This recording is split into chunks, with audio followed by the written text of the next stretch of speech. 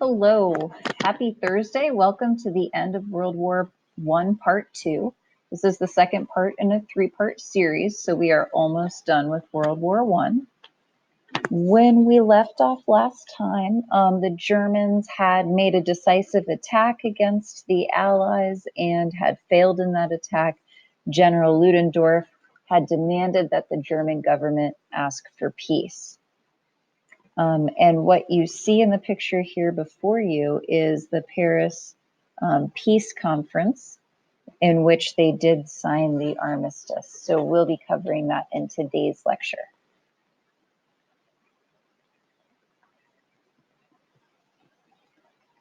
Oops. All right. So although the German government did ask for peace, the German officials soon found that allies were unwilling to make peace with the autocratic imperial government of Germany. That was the wartime government that had gone to war with the other countries in the Allied forces. The people of Germany were tired and angry. They called for reforms and wanted a more liberal government. So on November 3rd, 1918, sailors in the northern Germany town of Kiel mutinied. Within days, councils of workers and soldiers formed throughout northern Germany and took over civilian and military offices. Emperor William II gave in to public pressure and left the country on November 9th. After his departure, the Social Democrats under Friedrich Ebert announced the creation of a democratic republic. And 2 days later, on November 11th, 1918, a new German government signed an armistice to end the fighting. What is an armistice? It's a truce or an agreement to end the fighting. So although it was clear that the German government had lost the war, this was technically not a surrender. Okay, so although the war was over, there were still revolutionary forces at work in Germany.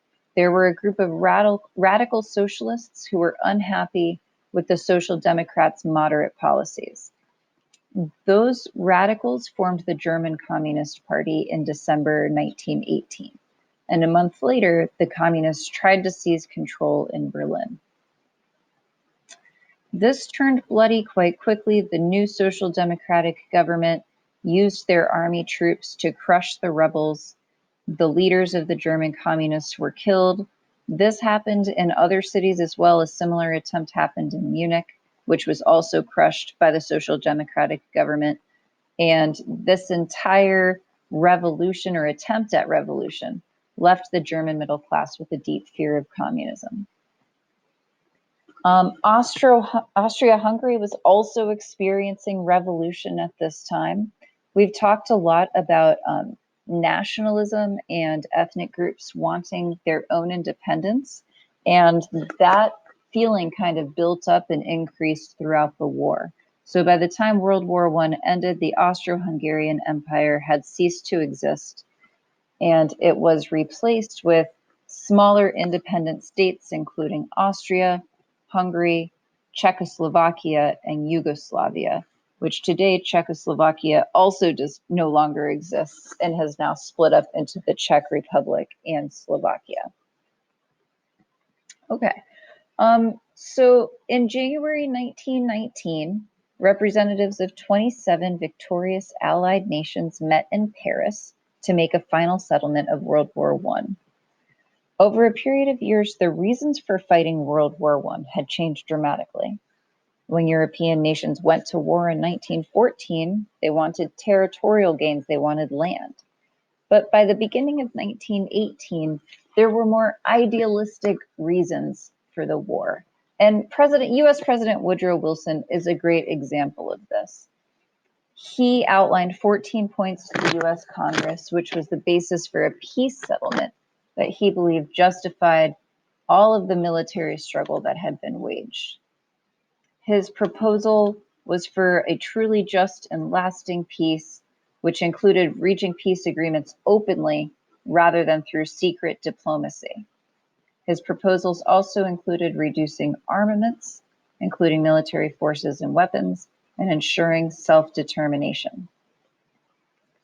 Okay, so to review a few of these concepts, open versus secret diplomacy. It had been the policy before this for politicians to get together in back offices in secret to make these agreements.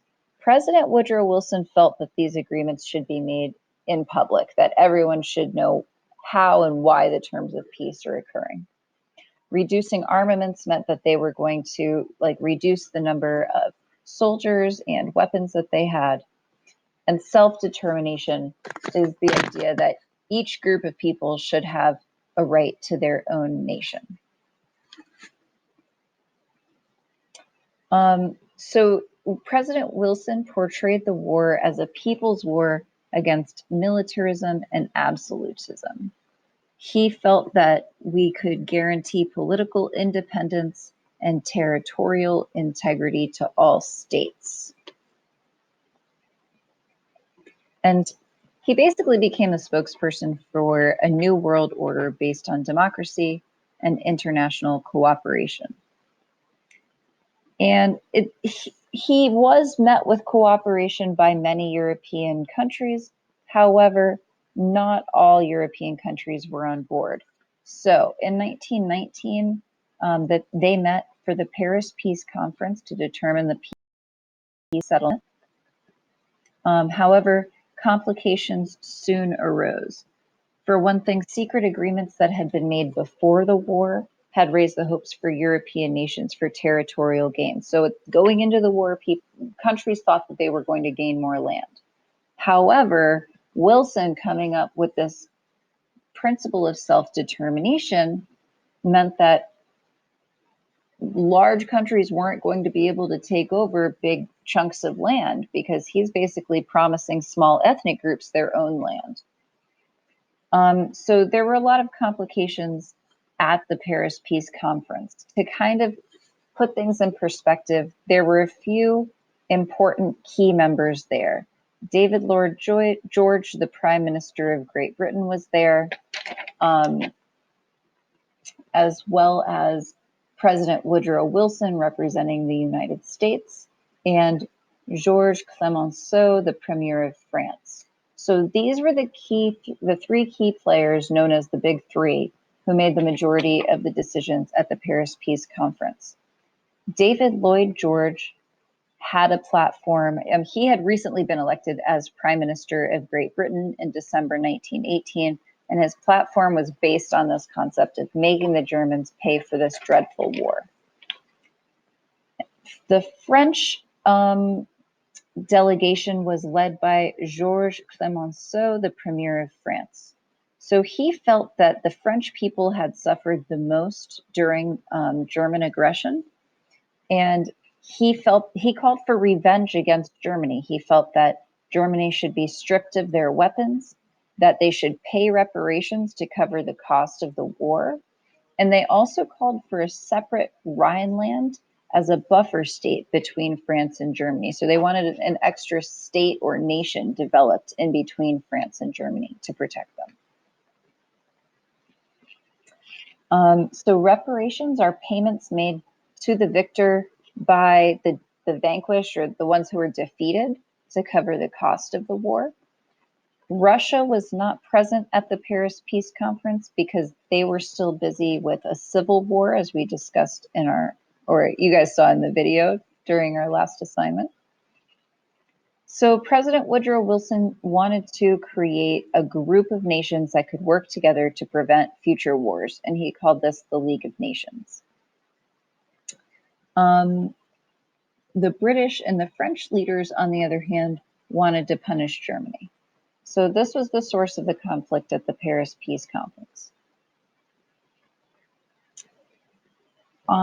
So Woodrow Wilson's wish for the creation of the League of Nations was granted. On January 25th, 1919, the conference accepted the idea of the League of Nations. France had to make some concessions. They wound up giving up Rhineland and instead accepted a defensive alliance with Great Britain and the United States. However, one thing that really weakened the Versailles Peace Agreement was that the United States Senate refused to ratify this agreement. So although France did make that compromise, in the end, their treaty with the United States was still a bit weak, or their peace agreement. And you can kind of see that represented in the political cartoon that I have here. The League of Nations is represented as a bridge, but you can see that there's a gap in the bridge right here. And the caption, which isn't included, was that the gap in the bridge was the United States Senate not ratifying that Versailles peace settlement. This is another political cartoon of the time. So as you can see, here's Uncle Sam standing in the center of the League of Nations, and he's holding these ropes and pulling in opposite directions are England, other foreign nations, European nations, and the Empire of Japan. So I'll let you guys comment on what you think is being represented here in this political cartoon. Why are these other nations pulling on these ropes? And what does that mean for the United States? I hope you enjoyed today's lecture. Our lecture next Tuesday will be the last lecture in the series on World War I. It's been really fun exploring this topic with you guys. I hope you enjoyed today's lecture. Please email me if you have any questions. Thank you.